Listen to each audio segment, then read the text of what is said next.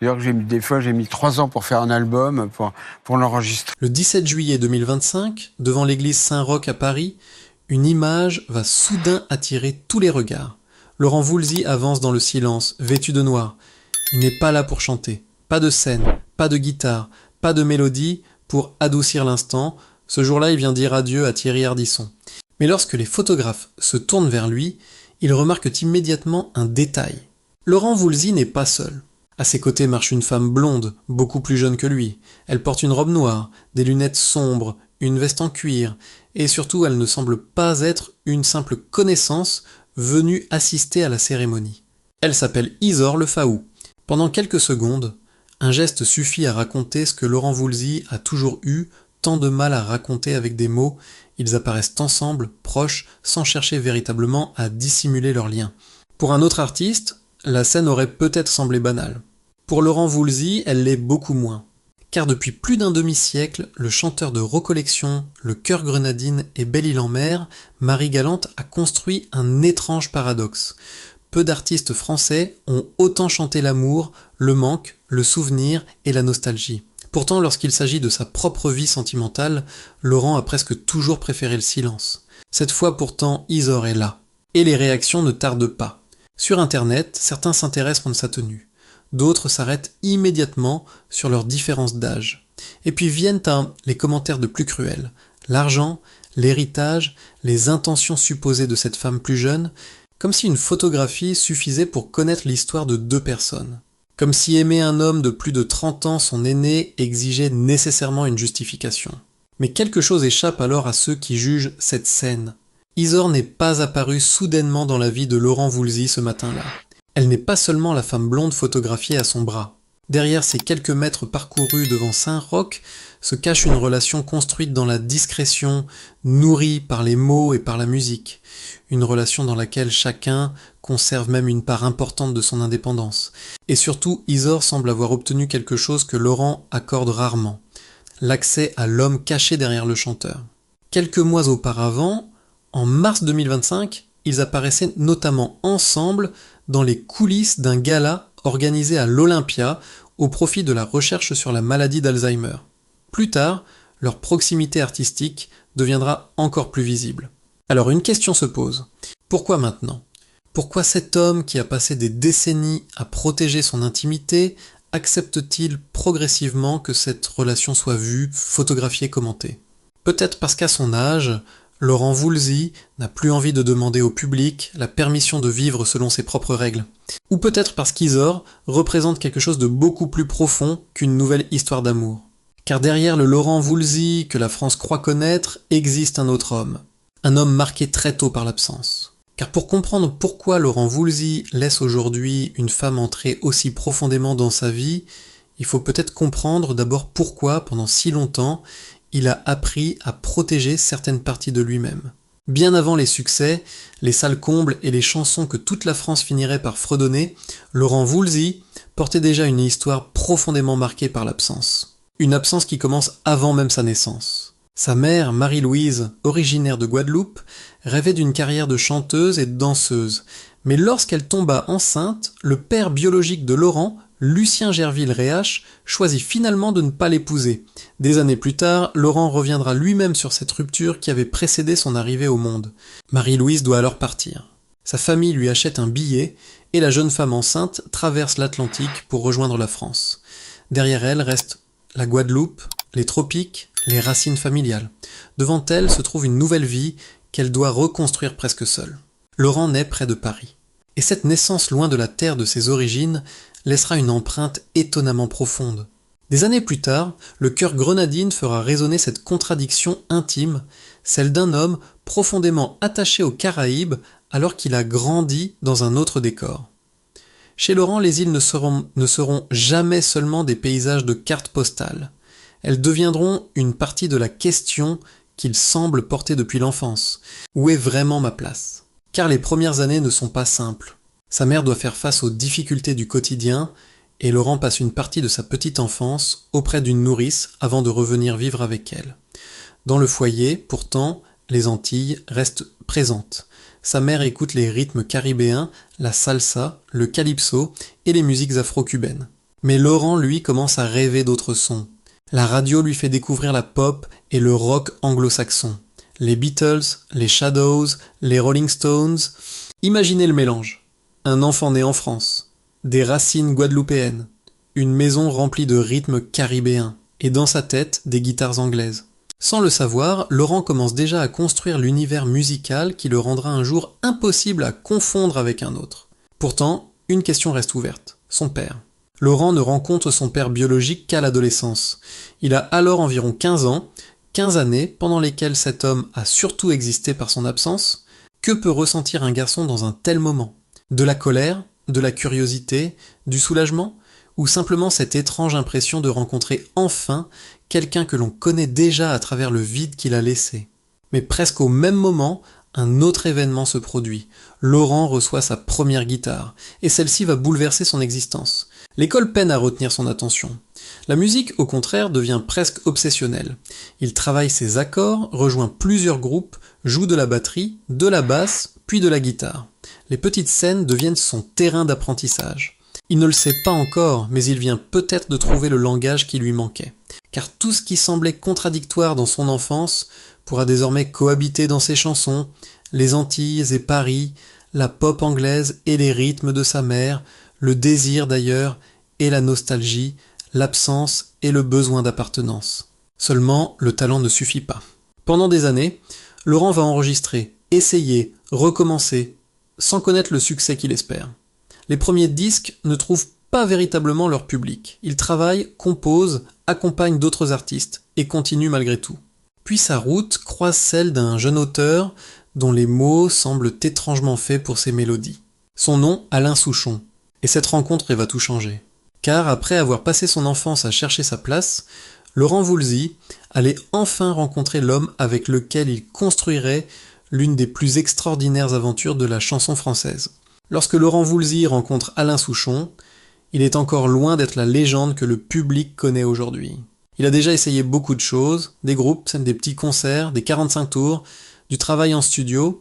Il compose, joue pour d'autres et s'accroche. Mais le véritable succès semble toujours se trouver quelques mètres devant lui. Et dans le monde de la musique, quelques mètres peuvent devenir une éternité. Au début des années 1970, Laurent enchaîne les chansons sans parvenir à imposer son nom. Il aurait pu abandonner, chercher une existence plus stable, accepter que la musique reste simplement une passion. Il choisit exactement l'inverse. Puis sa maison de disques lui présente un jeune auteur, Alain Souchon. Entre eux, quelque chose fonctionne presque immédiatement. Souchon possède les mots, Voulzy possède cette manière particulière de construire des mélodies qui semblent simples alors qu'elles sont minutieusement travaillées. L'un apporte ses inquiétudes, son ironie et sa mélancolie, l'autre leur donne une couleur musicale. En 1974 arrive un premier tournant avec J'ai 10 ans. Souchon écrit, Voulzy compose. Le succès ouvre une porte que Laurent cherchait depuis des années. Leur collaboration se poursuit avec plusieurs chansons qui vont installer Alain Souchon dans le paysage français. Mais Laurent reste encore, en partie, au l'homme derrière les chansons d'un autre. Ouah, il lui manque son propre grand moment. Celui-ci arrive quelques années plus tard. En 1967, Recollection transforme la nostalgie musicale de son adolescence en une chanson hors norme.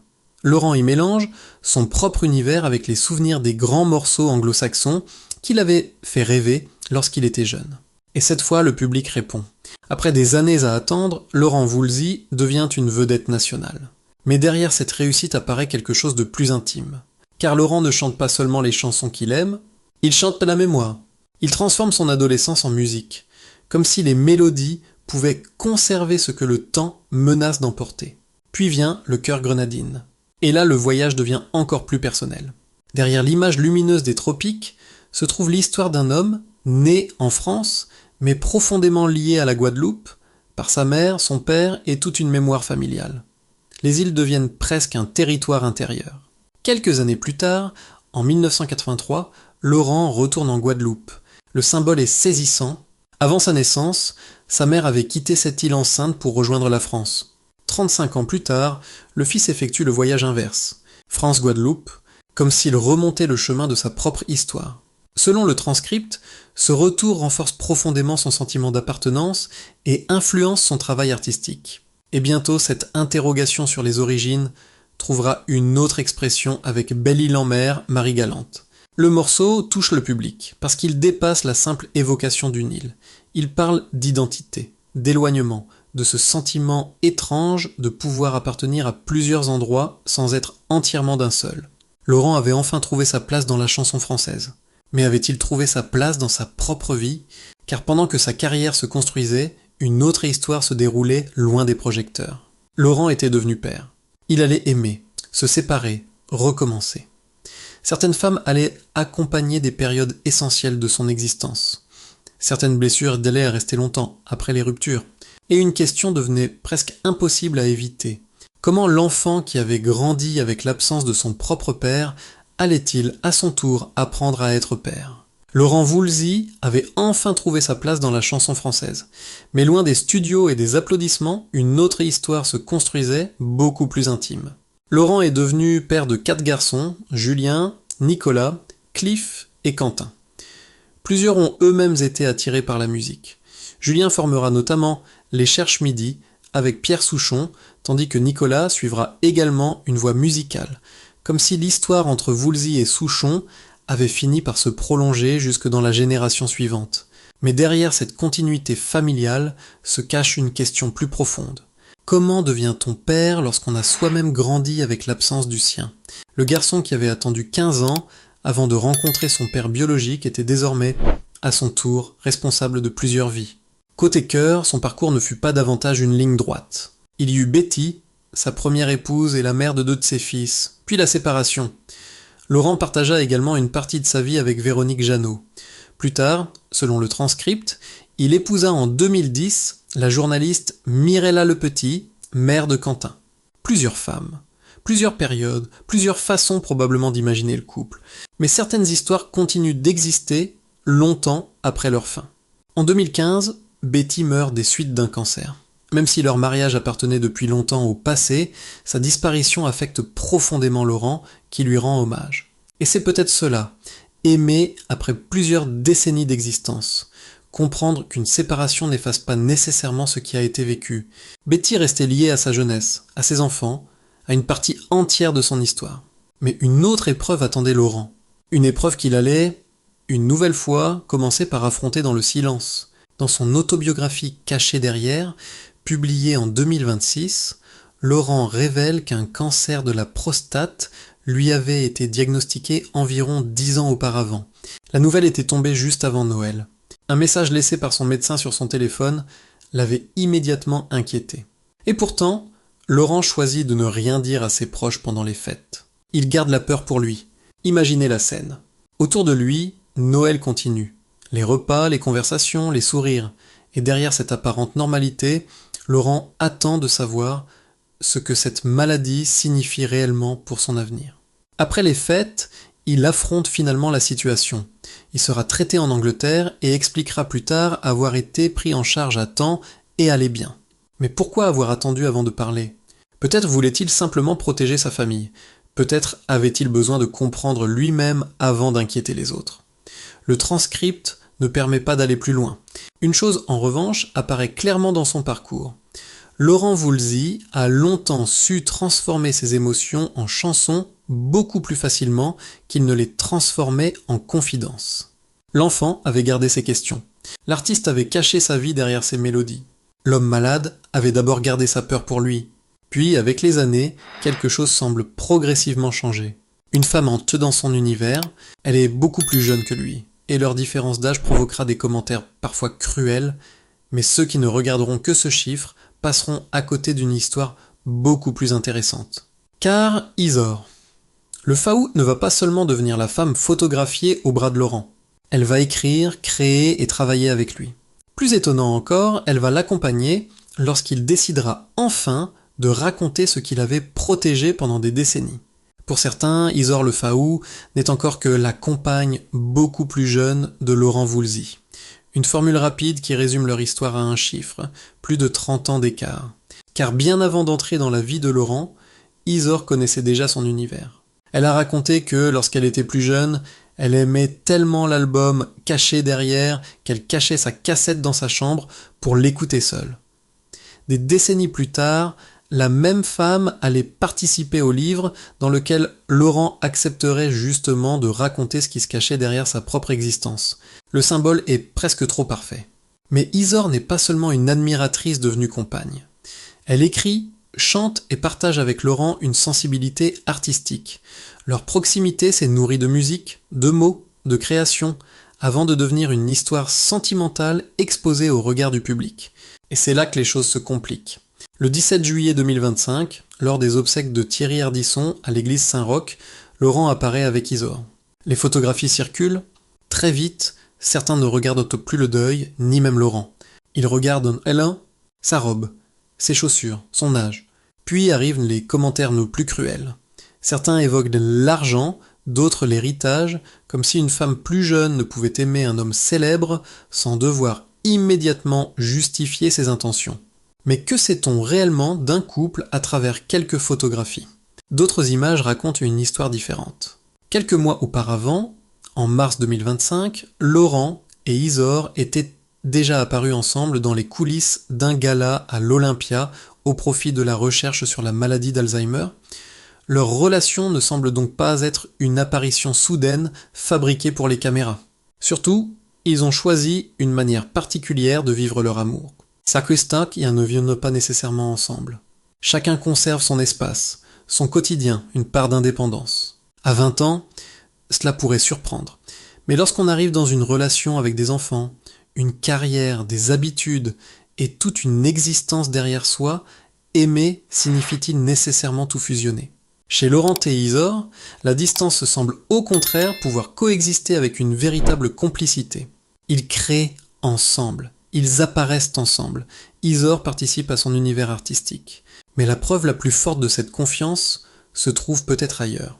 Dans Caché derrière. Lorsque Laurent décide de revenir sur son enfance, sa famille, ses amours, ses blessures et même son cancer longtemps tenu secret, Isor l'accompagne dans ce travail particulièrement intime. Elle résumera sa participation avec une très belle image, avoir essayé pour décrire des paroles sur la musique de sa vie.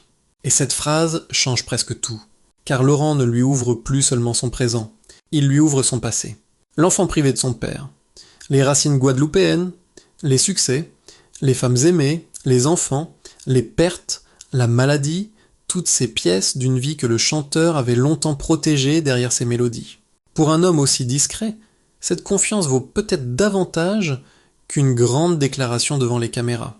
Alors l'image de Saint-Roch prend soudain un autre sens. On ne voit plus seulement un artiste de 67 ans accompagné d'une femme beaucoup plus jeune, on voit un homme qui, après avoir passé une vie à protéger son intimité, semble accepter qu'une personne entre enfin dans les pièces les plus secrètes de son histoire. 17 juillet 2025. Devant l'église Saint-Roch, Laurent Voulzy avance aux côtés d'Isor Le Faou. Les photographes saisissent l'instant et, presque immédiatement, les commentaires commencent. Sa tenue, leur différence d'âge, l'argent, les intentions supposées d'Isor. Mais après avoir parcouru l'histoire de Laurent, une évidence apparaît. Et si tout le monde avait regardé au mauvais endroit, le véritable événement n'est peut-être pas qu'un homme de 67 ans aime une femme beaucoup plus jeune. Il est ailleurs. Laurent Voulzy semble avoir accepté de laisser quelqu'un entrer dans une partie de sa vie qu'il avait toujours soigneusement protégée. Car le silence traverse toute son histoire. Avant même sa naissance, son père biologique s'éloigne de sa mère. Laurent grandit avec cette absence entre la France où il vit et les racines guadeloupéennes qui nourriront plus tard son imaginaire. Puis arrive la musique. Avec Alain Souchon, Recollection, Le Cœur Grenadine ou Belle-Île-en-Mer, Marie Galante, Laurent trouve une manière élégante de parler de lui sans jamais vraiment tout expliquer. Les années passent. Il devient père. Il aime, il se sépare, il perd Betty, et puis survient une autre épreuve qu'il gardera longtemps secrète, un cancer de la prostate diagnostiqué environ 10 ans avant la publication de son autobiographie. Lorsque la nouvelle tombe juste avant Noël, Laurent commence encore par se taire. Il attend avant d'en parler à ses proches. Il sera finalement traité en Angleterre et expliquera plus tard avoir été soigné à temps. Alors pourquoi, après tant d'années de pudeur, raconter tout cela aujourd'hui ? C'est ici qu'Isor prend une autre dimension. Elle n'entre pas seulement dans son présent, elle l'accompagne lorsqu'il retourne dans son passé. Dans Caché derrière, Laurent revient sur son enfance, sa famille, ses rêves, ses chagrins et cette maladie longtemps tenue loin du public. Isor participe à ce travail profondément personnel. Et l'histoire possède un détail presque romanesque. Plus jeune, Isor aimait tellement l'album caché derrière qu'elle cachait sa cassette dans sa chambre pour l'écouter seule. Des décennies plus tard, elle se retrouve auprès de Laurent pour l'aider à raconter ce qui était réellement caché derrière l'artiste. Peut-être est-ce cela, finalement, sa déclaration la plus importante. Pas une bague, pas une cérémonie, pas une photographie devant une église, mais la confiance. La possibilité, après une vie entière, de montrer à quelqu'un l'enfant que l'on était, les personnes que l'on a aimées, celles que l'on a perdues, ses erreurs, ses peurs, sans avoir besoin de se cacher derrière une chanson. Alors Laurent Voulzy et Isor Le Faou franchiront-ils un jour une nouvelle étape ? Les éléments dont nous disposons ne permettent pas de l'affirmer, mais peut-être que la vraie question est ailleurs. Avec l'âge, devient-on plus prudent en amour, ou enfin assez libre pour aimer sans se soucier du regard des autres ? Et vous, que pensez-vous de leur histoire ? Leur différence d'âge vous paraît-elle importante ? Ou croyez-vous qu'à ce stade de la vie, la confiance et la complicité comptent davantage que les conventions ? Dites-moi votre avis dans les commentaires. Si cette histoire vous a intéressé, laissez un j'aime, partagez cette vidéo et abonnez-vous pour découvrir nos prochaines histoires consacrées aux grandes figures de la chanson française. Pendant plus de 50 ans, Laurent Voulzy nous a chanté ce qu'il ressentait. À 77 ans, peut-être commence-t-il simplement à nous révéler pourquoi.